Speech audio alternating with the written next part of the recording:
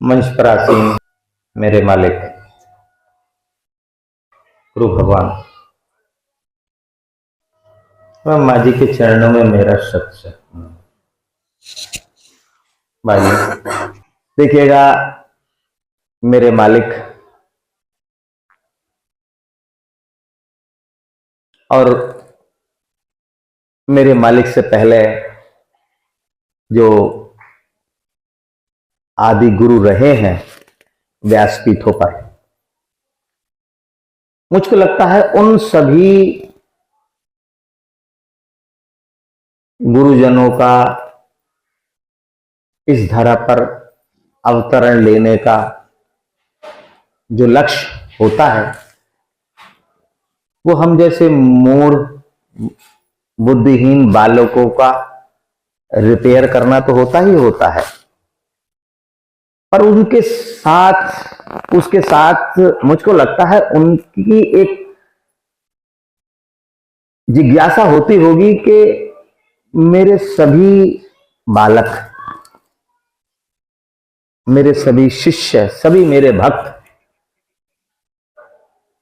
मेरे से तन से जुड़े या ना जुड़े, जितनी जल्दी मेरे से मन से जुड़ जाएं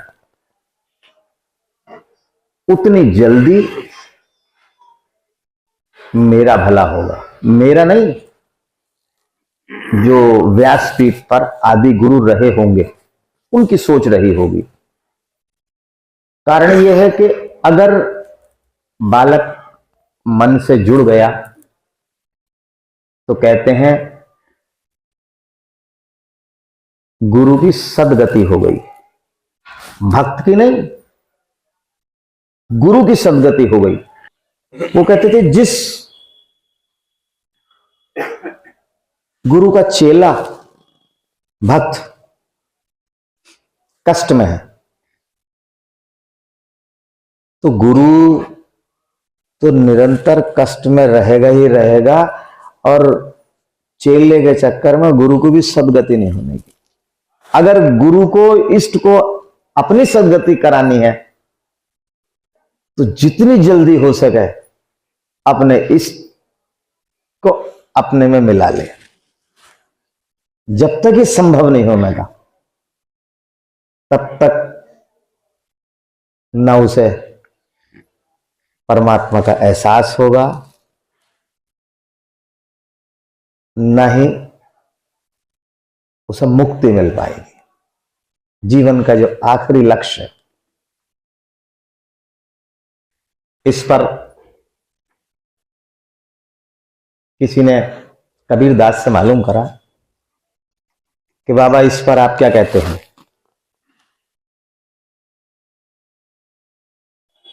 तो इस समय की बात नहीं, मुझको लगता है जो समय ये चल रहा है शायद वही समय उस समय भी रहा होगा कबीरदास के जमाने में। कबीरदास ने कहा 5 पहर धंधा किए 3 पहर गए सोए, 1 पहर भी प्रभु नाम बिन मुक्ति कैसे हो। 8 पहर होते हैं दिन में, 8 पहर में 5 पहर हम लोगों का क्या काम है? काम काम काम, पैसा कमाना।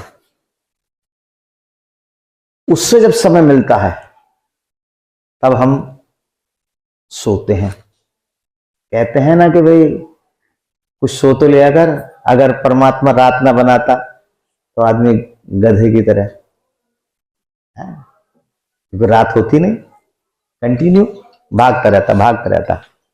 बाबूजी कहते थे दिल्ली में क्या आफत है, पता नहीं कहां भाग रही। सुबह को देखो तो भागती, दोपहर को भागती, रात को भागती, शाम को भागती, रात के 1 बजे भागती, सुबह के 4 बजे भागती। अरे कहां भाग रही, किसी को चैन है? तो उस समय भी मुझको लगता है कबीरदास जी ने क्या कहा कि भाई 8 पहर में 5 पहर हम लोग धंधा करते हैं, व्यवसाय करते हैं, पैसा कमाते हैं, और 3 पहर पढ़कर सो जाते हैं। परमात्मा का चिंतन करने के लिए हमारे पास 1 पहर भी नहीं है। जब परमात्मा का चिंतन करने के लिए पहर भी नहीं है, उसके बाद हमारी जिज्ञासा क्या है? इष्ट के पास हम जाते हैं, अपने सदगुरु के पास जाते हैं, कामना क्या करते हैं? तो बस मुक्ति मिल जाए, परमात्मा के दर्शन हो जाए, परमात्मा का दीदार हो जाए। पर ऐसे संभव नहीं होता है। हम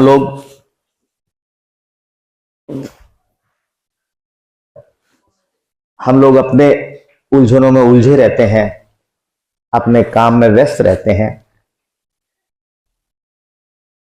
कामना बहुत कुछ है, उसके लिए कर्म बिल्कुल नहीं कर पाते हैं। उसके लिए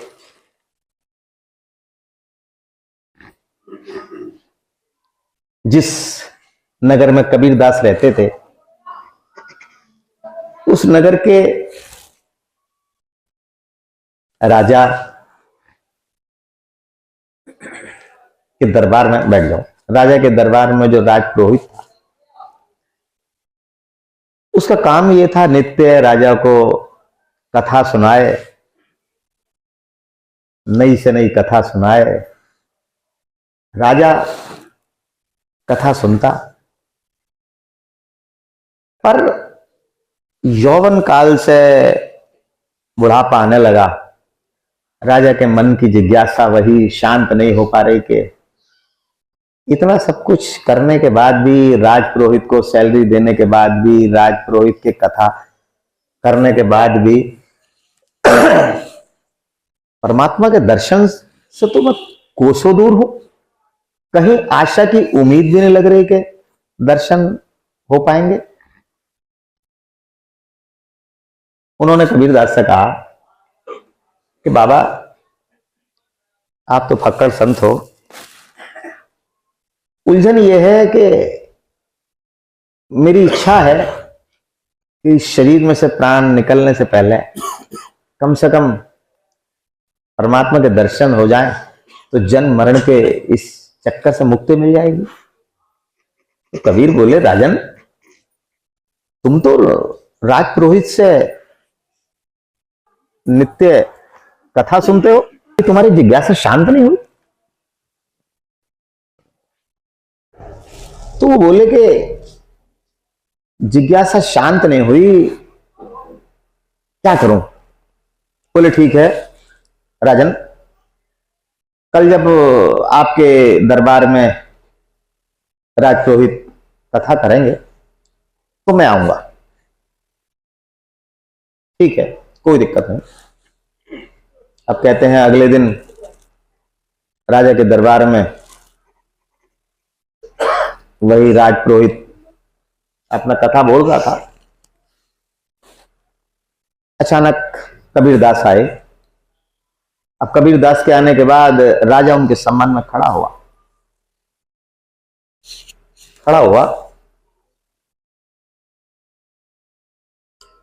राजपुरोहित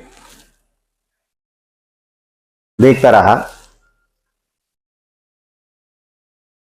राजा ने कहा कि बाबा, आपको इसलिए राज दरबार में बुलाया गया है कि कथा राजपुरोहित कर रहे हैं। समस्या यह है कि मैं परमात्मा का दर्शन चाहता हूं, इस जन्म मरण के चक्कर से मुक्ति चाहता हूं। इतने वर्ष हो गए और कुछ समाधान नहीं मिल रहा। तो कहते कबीरदास बोले कि एक काम करो राजन, मैं जैसे कहता हूं वैसे करो और अपने मंत्रियों को आदेश दो कि आज अब जो भी मैं बोलूं वो आदेशात्मक बात हो, मेरी बात मानी जाए, और वो ये समझो कि राज आज्ञा है, राज आदेश है। राजा ने मंत्री से कहा, ठीक है भाई, जैसे ये कबीरदास कहें इनकी बात मानी जाए। ठीक। कबीरदास बोले मंत्रियों से कि भाई राजा को इस खंबे से बांध दो।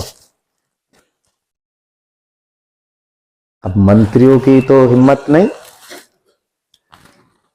और राजादेश है। राजा ने आंख से इशारा करा, ठीक है, जैसे कबीरदास बोल रहे हैं वैसे करो।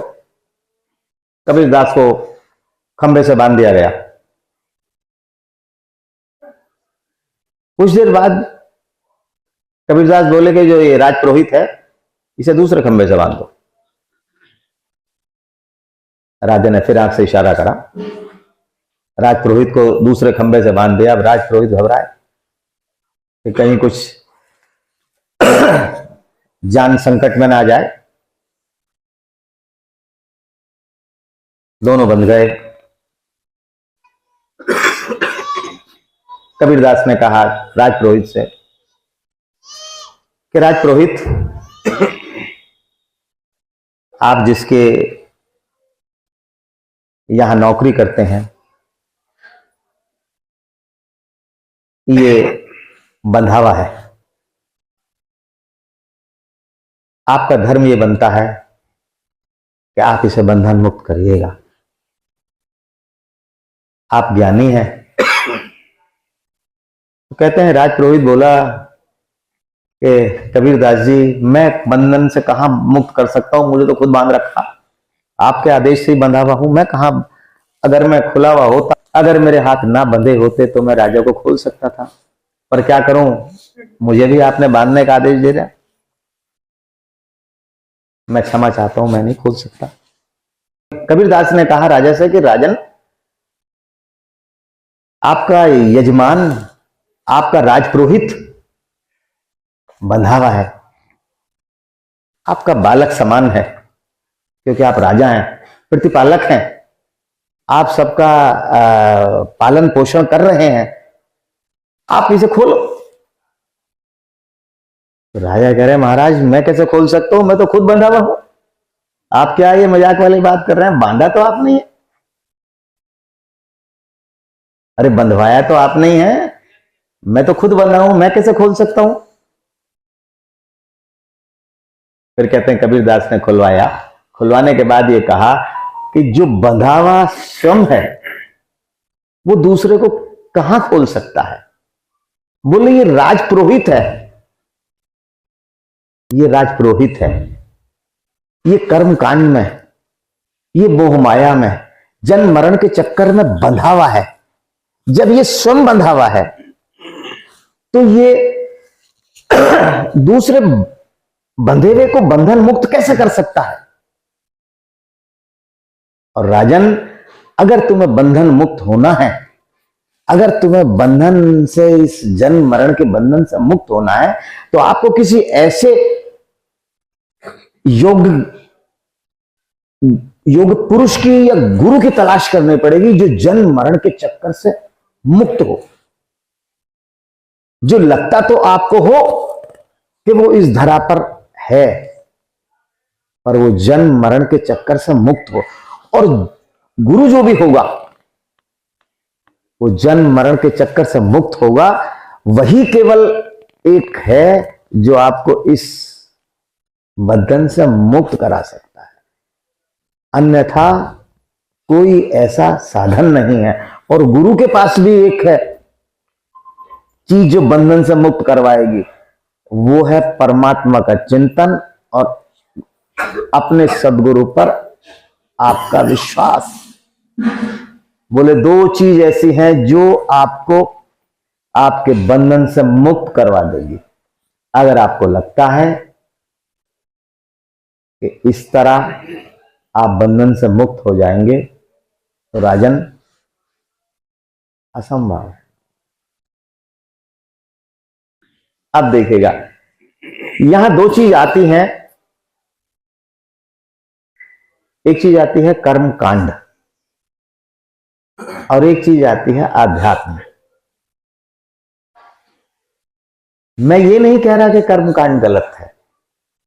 कारण यह है कि अगर मैं आपसे कहता हूं कर्म कांड गलत है, तो आपकी बुद्धि का स्तर क्षेत्र वो नहीं है, उस बात को समझ नहीं पाएगा। पर ये मुझको बहुत अच्छी तरीके से अपना अनुभव है। जिस दिन आपको आध्यात्म का या जरा से परमात्मा के चिंतन का जरा सा भनक लग जाती है, तो आपको कर्म कांड तुच्छ लगने लगते हैं। तुच्छ इसलिए लगने लगते हैं क्योंकि वो एक वहां तक पहुंचाने का एक माध्यम है, पर वहां से आगे आपको स्वयं चलना पड़ता है। स्वयं से मतलब इस शरीर को नहीं, स्वयं से मतलब अंदर जो परमात्मा तत्व बोलता है उसको चलना पड़ता है।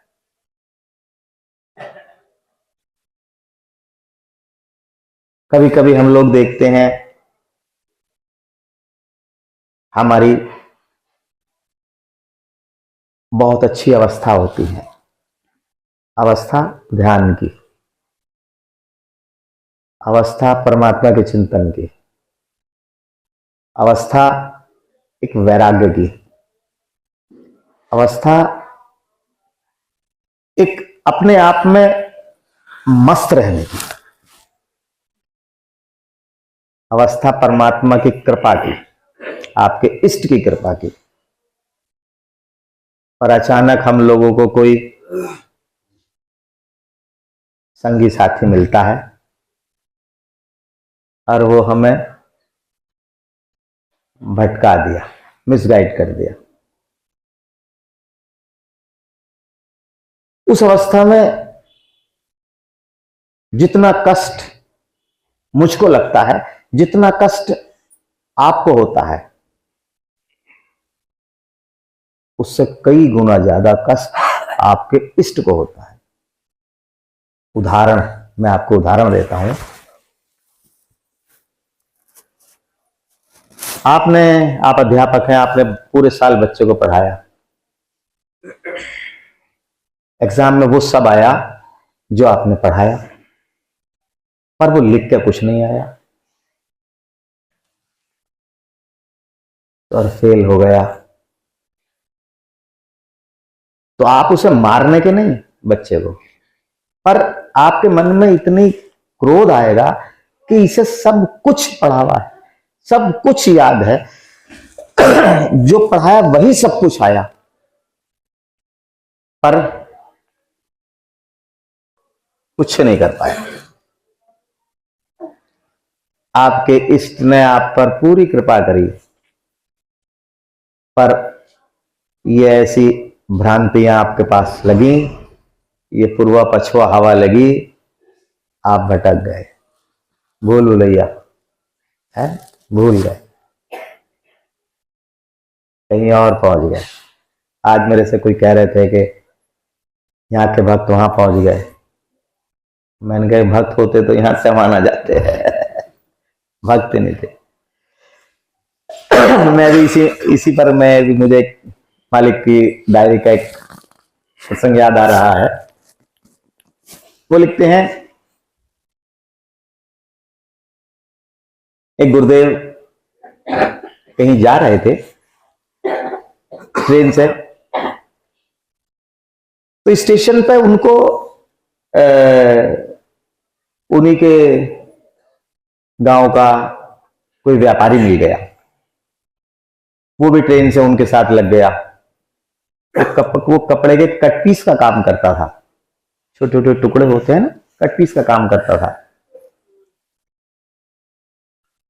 सोचा कि ये संत जा रहे हैं, इनके साथ हो लो, परमात्मा का चिंतन होता रहेगा और सफर कट जाएगा। जहां मैं जा रहा हूं वहीं ये जा रहे हैं, अच्छा रहेगा। तो संत साथ लग गया। संत बोले उससे कि भाई तुम तो गुरुमुख हो। वो बोला हाँ जी मैं गुरुमुख हूं। गुरुमुख मतलब जिसने गुरु धारण कर रखे हैं, सदगुरु, जिसके मुख में गुरु नाम है, वो गुरुमुख है। उसने कहा हाँ गुरुजी मैं गुरुमुख हूं। तो वो संत उससे बोले कि यार तुम्हारे गुरु मौनी बाबा है? बोले हाँ जी। तो बोले कि तुम्हें उन मौनी बाबा में क्या दिखाई दिया जो तुम उनके शिष्य हो गए? क्या दिखाई दिया? तो बोला कि महाराज वो 20 साल से बोले नहीं।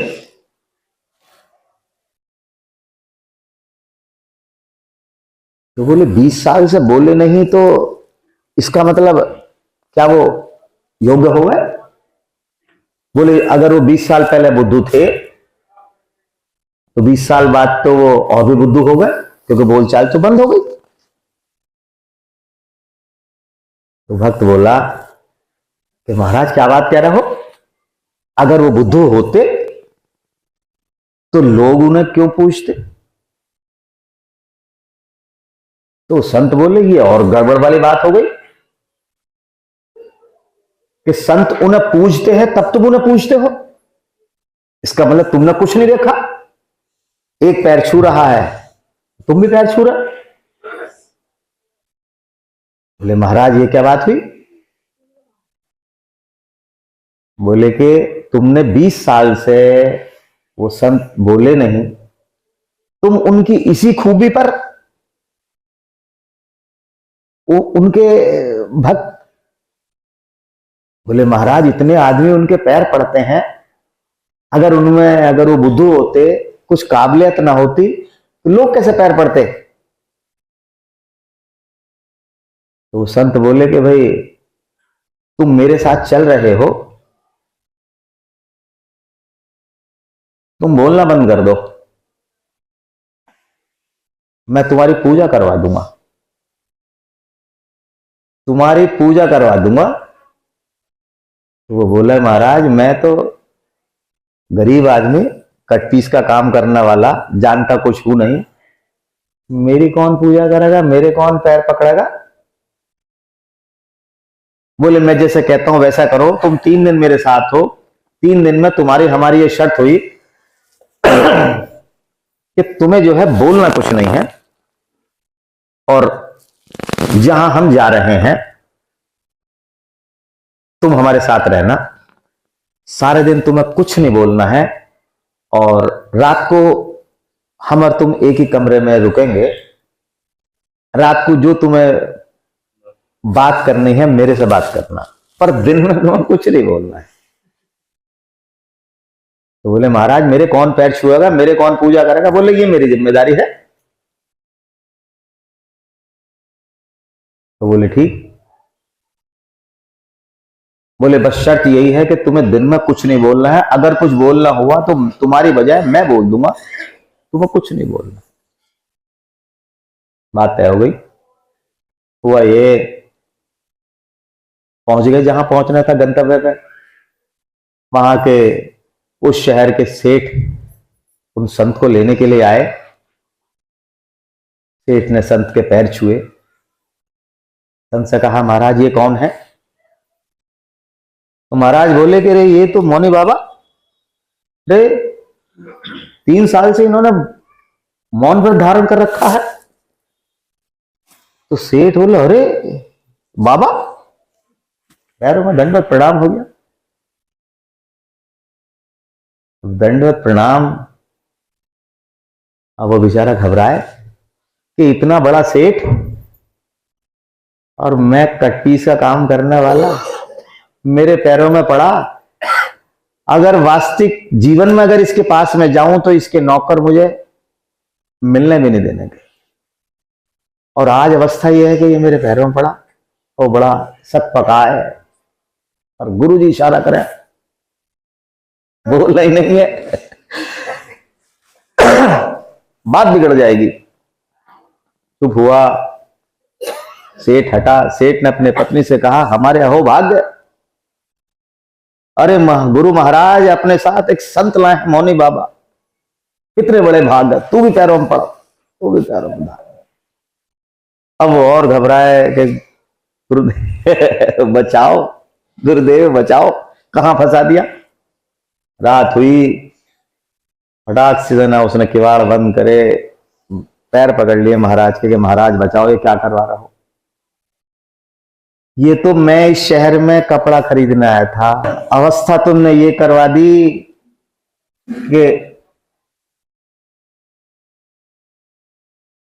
जो मुझे नहीं भी जानते वो भी मेरे पैर पड़ रहे हैं। और महाराज ये शहर तो मुझसे छूट गया, यहां कपड़ा लेने कहां आ पाऊंगा मैं, आऊंगा तो अब मौनी नहीं बनने का तो पीटूंगा। तो ये शहर तो ये शहर तो तुम्हें छुड़वा दिया। और गुरुदेव कहीं ऐसा ना हो कल को ये अखबार में निकलवा दी और वो अखबार मेरे घर पहुंच गया, पत्नी पढ़ेगी तो क्या कहेगी, मौनी बन गया, घर जाकर और पिटाई। और महाराज मेरा व्यापार है, धंधा बंद, मैं क्या करूं, मुझे बचाओ, मैं नहीं कर सकता। संत बोले कि नहीं, अभी तो एक ही दिन हुआ है, अभी तो दो दिन और है तू मेरे साथ। पैर पकड़ लिए, कहते हैं रात में ही वो वहां से निकल गया। तब कहा उस संत ने कि देखो, आपको सतगुरु को पहचानने के लिए मन रूपी नेत्र को खोलकर रखिएगा। परमात्मा ने जो बुद्धि दी है उसका इस्तेमाल करने का प्रयास करिएगा। आप जहां चल रहे हैं वहां से भटकाने वाले, वहां से विचलित करने वाले बहुत मिलेंगे आपको, मिसगाइड करने वाले बहुत मिलेंगे आपको। रोड पर भागते हुए आपको स्पीड ब्रेकर बहुत मिलेंगे आपको, पर स्पीड ब्रेकर वो केवल आपकी स्पीड कम करने के लिए है, रोक के खड़ा करने के लिए या दिशा बदल लेने के लिए नहीं है। हमारे अंदर यही बुद्धिहीनता है, यही मूर्खता है कि हम लोग अपनी दिशा भटक जाते हैं। कुछ काम जो हमारे इस तरह के हैं ही नहीं, हम ये चाहते हैं कि वो काम भी गुरु महाराज हमारे कहने के अनुसार करें। जैसे हमारा, मैं बार बार बोल दूं, हमारा परमात्मा से क्या झगड़ा है कि परमात्मा हमारी इच्छाओं के अनुसार चले। हम परमात्मा हमारी इच्छाओं के अनुसार चले, जो हमारे भाग्य में लिखा हुआ है वो वैसा ना चले, जैसा हम चाह रहे हैं वैसे चले। तो झगड़ा ही तो हुआ, इस झगड़े की वजह से तो हम लोग अशांत रहते हैं। और वास्तविकता ये है, हम लोग मोहरे हैं। शतरंज देखिए, शतरंज में घोड़ा भी है, हाथी भी है, ऊंट भी है, राजा भी है, वजीर भी है, प्यादा भी है। जहां रख दिया रखा गया, क्या घोड़ा हो, राजा हो, वजीर हो, ऊंट हो या प्यादा हो, चल सकता है अपने आप? क्यों नहीं चल सकता? उसके तो पैर हैं, भाग सकता है, भागता भी है, टेढ़ा चलता है, लंबा मार करता है ऊंट, हाथी सीधा मार करता है। पर कब करता है? जब उसको कोई चलाए, जब उसको कोई चलाने वाला हो, कोई ना कोई चलाने वाला है तभी वो चलता है। अपनी इच्छाओं के अनुसार थोड़ी चलता है। अगर अपनी इच्छाओं के अनुसार चलता तो कहीं को भी चलता फिरता, मारता फिरता। हम ये क्यों नहीं समझते कि हमें भी कोई ना कोई चला रहा है? हम अपनी इच्छाओं के अनुसार चलना चाहते हैं, तभी हमारा परमात्मा से द्वंद्व होता है। और जिस दिन हम ये सोच लेंगे कि जो हो रहा है, अच्छा एक बात मैं आपसे कहता हूं, ये हॉस्पिटलों में कोई मरीज जब एडमिट करते हैं, मरीज के तीमारदार उस पर बहुत रुपया लगाते हैं, तन भी खर्च करते हैं, मन भी खर्च करते हैं, धन भी खर्च करते हैं। उसके बाद जब वो उसका शरीर पूरा हो जाता है, तब आने के बाद परिवार वाले क्या कहते हैं, शायद परमात्मा की यही इच्छा थी। ये बात हमें कब समझ में आती है? जब हो चुका होता है। अब तो हमारे बस की कुछ नहीं है। क्या हमने कोई कमी छोड़ी? हम डॉक्टर से क्या कहते हैं कि चाहे जो हो पैसा ले थैला भर कर, मरना नहीं चाहिए, वेंटिलेटर पर डाल दे चाहे 6 महीने पड़ा रहे। ये क्या है? हम अपनी इच्छा करवा रहे हैं ना, क्या परमात्मा की इच्छा से चल रहे हैं क्या? इसी बात का झगड़ा है। परमात्मा का हम में इसी बात का द्वंद्व है कि वो कहता है कि तू मेरी इच्छाओं के साथ तो चल, और मेरी इच्छाओं के अनुसार जब चलने लगेगा, कब चल पाता है आदमी? पता है कब चल पाता है? ये मेरे शब्द आपको अटपटे लग रहे होंगे, हजारों ने कहे होंगे, हजारों बार आपने सुने होंगे, पर कब चल पाता है आदमी? पता है? जब वो अपना सारा समर्पण किसी दूसरे पर छोड़ देता है कि भाई ले, अब तू जान, तेरा काम जान, है ना? वो गाना देखा है, क्या है? जब तुझसे न सुलझे तेरे उलझे हुए धंधे। तब किस पे छोड़ता है आदमी? परमात्मा पे। महाभारत में द्रौपदी ने कब छोड़ा भगवान पर? कि जब उससे नहीं हो सका। ये समर्पण है। जब आप छोड़ दोगे ना किसी दूसरे पर, तो तब आप की कोई इच्छा ही नहीं रहेगी, और जो परमात्मा करवाएगा वो आपको अच्छा लगने लगेगा। परमात्मा के कदमों से कदम आपके मिलने लगेंगे। वो कब होता है? जब आपका विश्वास, देखो मैं अभी विश्वास पे एक बात बताऊं। एक हमारे मिशन में एक बेटी है, नाम मैं नहीं ले पाऊंगा, बहुत बीमार है, 10 साल हो गए, कई साल शादी को हो गए, 4-5 साल हो गए शादी को। उसको कुछ ऐसी परेशानी है कि उसको बेबी कंसीव नहीं होता, बच्चा नहीं है कोई। दिल्ली ऑल इंडिया वालों ने कहा कि बच्चा होने की तो बात छोड़ो, अगर यूट्रस नहीं निकलने का तो कैंसर हो जाएगा। दिल्ली ऑल इंडिया से बड़ा कोई संस्थान नहीं है। अब उसकी एक ही हट, क्या? बच्चा चाहिए। दिल्ली ऑल इंडिया वालों ने कहा कि बेटी इस बात को भूल जाओ। अब अचानक ये हुआ कि परमात्मा की ऐसी दया बनी, प्रेगनेंसी कंसीव हो गई। अब ऑल इंडिया वाले परेशान कि मेडिकल साइंस में ऐसा हो नहीं सकता, दोनों ओवरी ब्लॉक हैं, दोनों फ्लोपियन ट्यूब ब्लॉक हैं, एग आ ही नहीं सकता यूट्रस तक, बेबी कंसीव हो ही नहीं सकता। अब हो कैसे गया कंसीव? अब वो कह रहे हैं भाई हम तुम्हें छोड़ने के नहीं, क्योंकि तुम पर तो रिसर्च होगी, हमने रिसर्च करने के बाद तुम्हें ये सर्टिफिकेट दिया था, कुछ नहीं हो सकता, और अब ये सर्टिफिकेट हमारा झूठा दिखाई दे रहा है, तब तुम पर रिसर्च होगी। अब वो उसका फोन आया, गुरुजी आने को मन कर रहा है। मन का भी नहीं आना,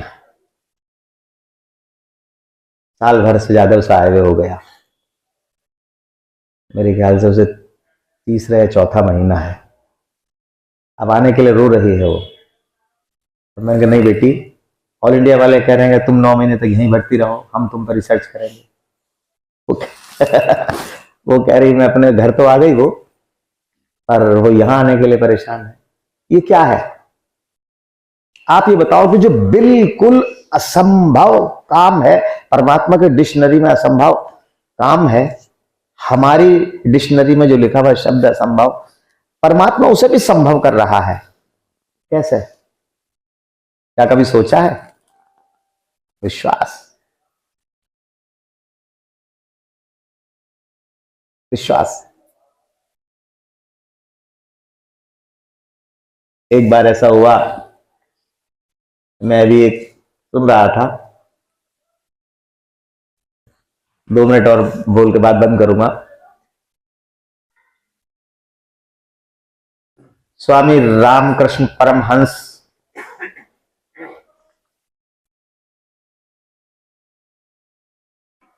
के गुरु स्तुति करते थे, बहुत परमात्मा का चिंतन करते थे, बड़ा बढ़िया रहता था, बड़ी सेवा करते थे, बड़ी लोगों को भोजन करवाते थे। अचानक उनके दिमाग में ये बात आई। देखो, ये बात आना बहुत स्वाभाविक है और आता रहना चाहिए। अहंकार, जब आदमी किसी भी रास्ते पर चलता है, चाहे वो परमात्मा का रास्ता होता है, तो उसे ये अहंकार आता ही है। अभी कहते हैं ना, 7 वर्ष तक तो कर चुका, इतने साल से गुरु भगवान के जा रहा हूं, ये अहंकार है, मद है।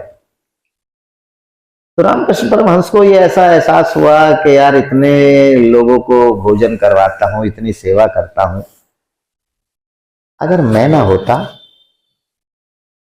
तो कैसा होता। तो वो ये करते करते, सोचते सोचते, एक शिला थी पत्थर की, उसे लेके जा रहे थे। अब गुरुदेव समझ गए। गुरुदेव तभी तो कहते हैं कि इष्ट जो होता है वो हृदय पढ़ लेता है, मन पढ़ लेता है। कंधे पर शिला थी, उन्होंने रामकृष्ण परमहंस को रोका, रुको भाई, कहां जा रहा हो? बोले गुरुदेव ये शिला वहां रख रहा हूं। बोले नीचे डाल दे। बोले महाराज जमीन में? बोले हाँ डाल दे। अब गुरुदेव ने कहा, कहते हैं रामकृष्ण परमहंस ने शिला डाली, शिला के 2 टुकड़े हो गए। 2 टुकड़े होते के साथ उस शिला में से एक मेंढक धार निकल के बाहर भागा।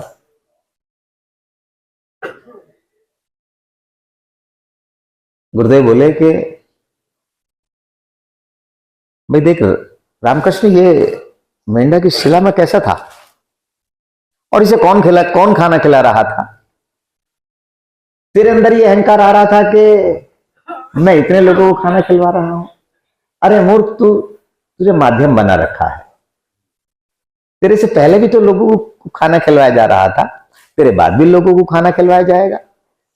तेरे से तो परमात्मा काम ले रहा है, तुझे माध्यम बना रखा है। तुझे तो माध्यम बना रखा है, ऑपरेटर तो कोई और है, चलाने वाला तो कोई और है। इसी तरह मैं कहता हूं, ठीक इसी तरह हम लोगों को भी चलाने वाला कोई और है। हम लोग एक माध्यम मात्र हैं। और जिस दिन हमको ये अहंकार आ गया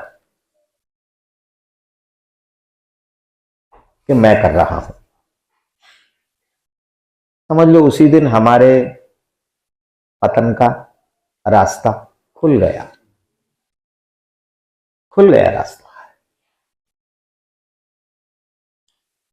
मेरा आप सब लोगों से यही कहना है, कुछ मेरे मालिक के भक्त नए हैं। देखिए, मेरा आप सब लोगों से एक ही कहना है, एक ही निवेदन है, जीवन में किसी भी चीज का ज्ञान पाने के लिए, चाहे वो सांसारिक ज्ञान हो, चाहे वो आर्थिक ज्ञान हो, चाहे वो मानसिक ज्ञान हो, उसको पाने के लिए गुरु की आवश्यकता होती है। सांसारिक ज्ञान पाने के लिए सांसारिक गुरु की आवश्यकता होती है। शिक्षा का ज्ञान, बौद्धिक ज्ञान पाने के लिए बौद्धिक या शिक्षित गुरु की आवश्यकता होती है। और परमात्मा का ज्ञान पाने के लिए परमात्मा के ज्ञान रूपी गुरु की आवश्यकता होती है। बिना गुरु के जिस तरह हम लोग सांसारिक ज्ञान नहीं प्राप्त कर सकते, आप अपने बच्चे को अपने कारोबार पर जब बैठाना शुरू करते हैं तो उसको सारी उस कारोबार की छोटी बड़ी सारी बात सिखाते हो कि बेटे ये दवाई इतने की आ रही है, इतने की जा रही है, इतने रुपये प्रॉफिट है। ये बात आप सिखा रहे हो उसे, अपने बच्चे को, आप उसके गुरु हुए, पर ये बात आप सामने वाले को नहीं बता पाओगे, है ना। तो वहां गुरु की जरूरत पड़ती है। बौद्धिक ज्ञान के लिए बौद्धिक गुरु की जरूरत पड़ती है, सांसारिक ज्ञान के लिए सांसारिक गुरु की जरूरत पड़ती है, और परमात्मा की प्राप्ति के लिए परमात्मा को प्राप्त करे हुए गुरु की जरूरत है।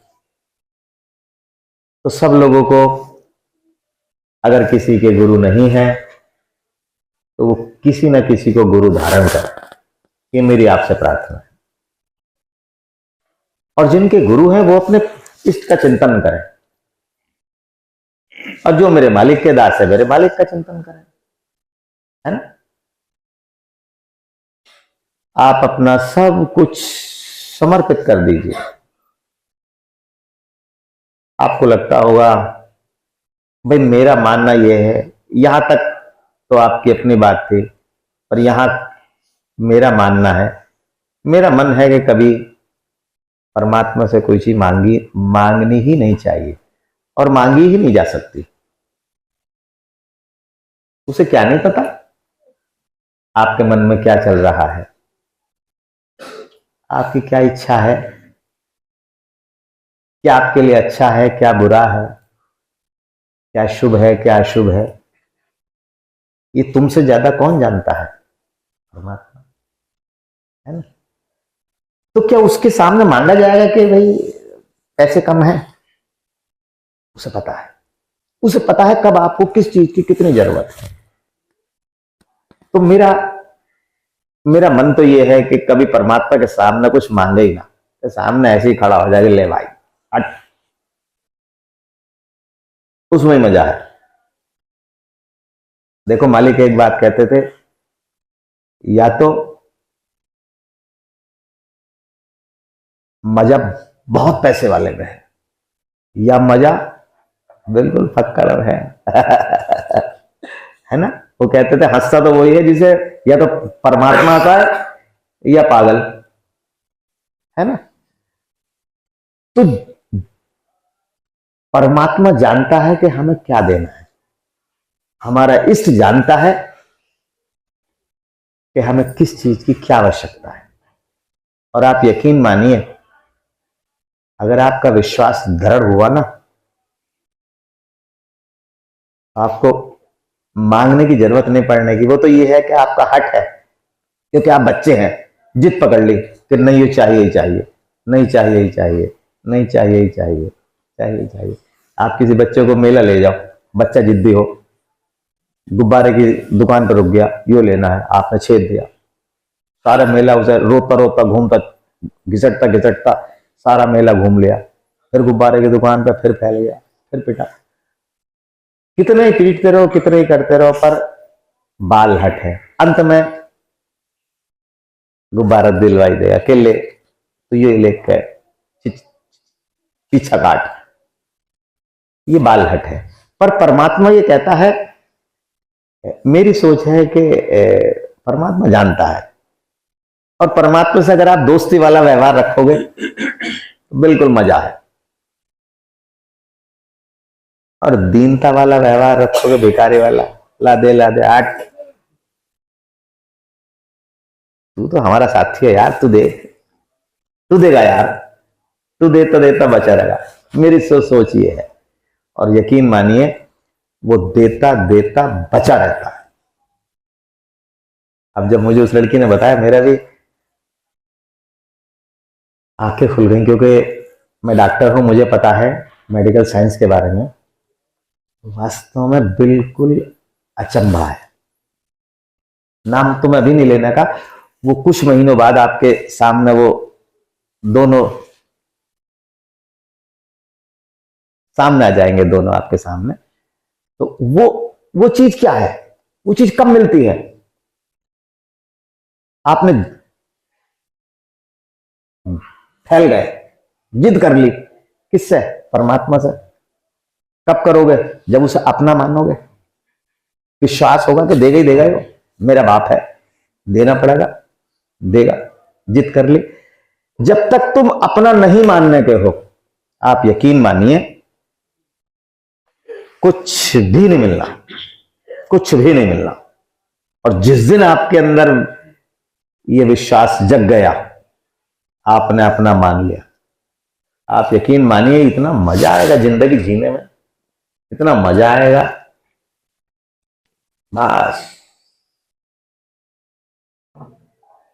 तो सभी लोग अपने अपने इष्ट के सम्मुख बैठ जाएं। अब ये आपका धर्म बनता है, आपका मन है, आपकी बुद्धि है, आपकी इच्छाएं हैं, जिज्ञासाएं हैं, किस चीज की डिमांड है, जिस चीज की इच्छा हो वो अपने मालिक से मांगिएगा। ठीक, यहां तक, यहां मेरी बात ना मानिएगा, मांगनी या नहीं मांगने वाली बात, ये मेरा अपना विचार था। पर आप अपने इष्ट के सामने बिल्कुल बैठ जाइएगा। और देखो, मैं आपसे बार बार कहता हूं, बहुत से मेरे भाई कहते हैं कि ध्यान में बैठने के बाद नींद आती है, ध्यान में बैठने के बाद जम्भाई आती है। पता है क्यों आती है? नींद में और ध्यान में कोई खास फर्क नहीं है। नींद का हमें अभ्यास है, ध्यान का अभ्यास नहीं है। नींद और ध्यान एक टी पॉइंट है। इधर आए, नींद में आ गए, इधर चले गए, ध्यान में पहुंच गए। भाई ये यहीं से शुरू है सब कुछ, है ना? जिस दिन हमें ये अभ्यास होना शुरू हो जाएगा, यहां तक आते आते हमें, क्योंकि हमें नींद का अभ्यास है, भाई आने लगी, एकाग्रता आने लगी, कुछ भी सुनाई नहीं दे रहा, कुछ भी दिखाई नहीं दे रहा। उस अवस्था में आप कितनी भी आंखें खोलना चाहो, आंखें फाड़ फाड़ कर खोलना चाहो, आंख खुल नहीं पाएगी। आप ध्यान का अभ्यास करने लगेंगे तो आप यकीन मानिए आपकी आंखें खुली रहेंगी, ध्यान होने लगेगा। वो तब प्रक्रिया है कि हम लोग जब अभ्यास करने लगते हैं, अभ्यास करने लगते हैं। और जब आप ध्यान का अभ्यास करने लगेंगे तो आपको एक अजीब किस्म का मजा आने लगेगा। उस मजे का वर्णन मैं नहीं कर सकता। हम लोग अपने इष्ट के सम्मुख बैठ जाएं और वो बिल्कुल धीमे से बैठ जाए। अगर किसी को, मैं बार बार कहता हूं, अगर किसी को प्रकाश नहीं दिखाई दे रहा, मत देखने दो। किसी को ध्वनि सुनाई नहीं दे रही, मत सुनने दो। अरे स्कूल के सारे बच्चे डीएम थोड़ी बनते हैं। अरे कोई डीएम का चपरासी बन जाएगा वही बहुत है। हम तो चपरासी लायक ही हैं। हम तो कह रहे हैं परमात्मा हम अपना चपरासी बना ले, मजा आए। ठीक, डीएम बनना है, जिनकी बनने की डीएम की इच्छा है उन्हें डीएम बनने दो। हमारी काम नहीं जब चपरासी की है, चपरासी नीचे तो कुछ नहीं है। ठीक, वही मैं कह रहा हूं। बिल्कुल आपको कुछ दिखाई नहीं दे रहा है, आप समझो कि आप अपने इष्ट के सामने बैठे हो। बस आपका इष्ट आपके सामने बैठा है, जैसे आप मेरे सम्मुख बैठे हैं। केवल उन्हें देखते रहो, केवल उन्हें देखते रहो, देखते रहो। कुछ देर देखने के बाद आपके सामने आपका इष्ट ऐसा कांपने लगेगा और वो धुलमिल हो जाएगा, केवल प्रकाश पुंज बन जाएगा। ये मेरा अपना अनुभव है। बिल्कुल आप ऐसा करने का प्रयास करिए, प्रकाश स्वरूप हो जाएगा। फिर आपका मन कहीं और भाग जाए, फिर पकड़ कर ले आओ, फिर अपने वाले के सामने बैठ जाओ। ये अभ्यास निरंतर करते करते करते करते करते आप देखोगे आपका मन भागना भटकना कम हो गया। फिर आपको देखो, कहते हैं तिल की उलट में पहाड़ है, केवल एक बहुत महीन पर्दा है, जाली का नेट होता है ना, जो महिलाएं ये दुपट्टा चुन्नी ओढ़ती हैं, बहुत महीन आर पार दिखने वाला एक पर्दा है, उस पर्दे को हटाना है। सामने आपका परमात्मा सामने बैठा है, हम उस पर्दे तक पहुंच नहीं पा रहे, केवल और कुछ नहीं है, कुछ नहीं है, एक केवल एक पर्दा हटना है और आपके सामने। और यकीन मानिएगा जितना आपसे ज्यादा आपसे मिलने के लिए परमात्मा परेशान है। आपको लगता है कि हम परमात्मा की इतनी चिंतन करते हैं, इतनी उपासना करते हैं, परमात्मा हमें मिल नहीं पा रहा ना, आपसे कई गुना ज्यादा परमात्मा आपसे मिलने के लिए परेशान है। परमात्मा आपको सब सुख देने के लिए परेशान है, पर हमारी पुकार वहां तक पहुंच नहीं पा रही। आप ऐसे ही करिएगा। और जो लोग ध्यान में बैठते हैं, देखिएगा मैं फिर बार बार आपसे कह रहा हूं, आप लोग सुबह और शाम ध्यान में बैठा करिएगा। जिन लोगों के पास कुछ ऐसा दिक्कत है जो नहीं बैठ पाते हैं, उनकी बात दूसरी है, पर कोशिश ये करिएगा सभी को बैठना चाहिए। बहुत हैं जो बैठते हैं, जो मेरे साथ ध्यान में बैठते हैं, उनको अलग मजा आता है। ओम श्री गुरुवे नमः।